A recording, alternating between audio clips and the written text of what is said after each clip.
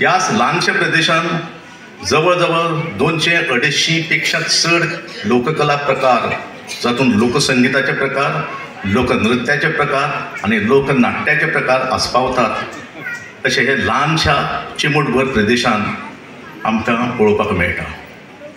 आनी खचितूच गोंयचो सैम, गोंयची म्हादय जावं इतर जुवारी सारक्यो अनेक नद्यांच्या सानिध्यान रावपी आमी सगळे लोक गोंयकार, कुळागरां, भाटां, माड, माडयो आनी दोंगर हांच्या सानिध्यान रावपी आमी गोंयकार. हे निसर्गाचो एक वरद रस्तो आमच्या भुंयेचेर आसा आनी तातूंतल्यान गोंयची लोककला फुलल्या, लोकवेद फुलला अशें आमकां म्हणलें जाल्यार तें चुकीचें जावचें ना.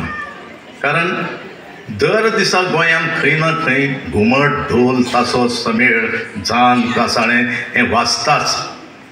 गोंयकाराच्या प्रत्येक घरांत लोकवेदाचे ही वाद्यां दर घरान आमकां पळोवपाक मेळटा आनी दर दिसा खंय ना खंय तरी घुमटाची थाप खंयच्या घरांच्यान आयकुपा येता. खंय ना खंय समेळीचे बडयाच्या आघात समेळीचेर जाल्लो आमकां आयकुपा मेळटा. खंयच्या तरी देवळान तासो वाजता, ढोल वाजता, घांट वाजता, कासाळें वाजता आनी सगळोच वाठार जो आसा तो संगीतमय जाता. हें फकत गोंयांतूच घडटा अशें म्हाका म्हणचें पडटा आनी हांव म्हणटलो. कारण गोंयकार आमी संगीत प्रेमी.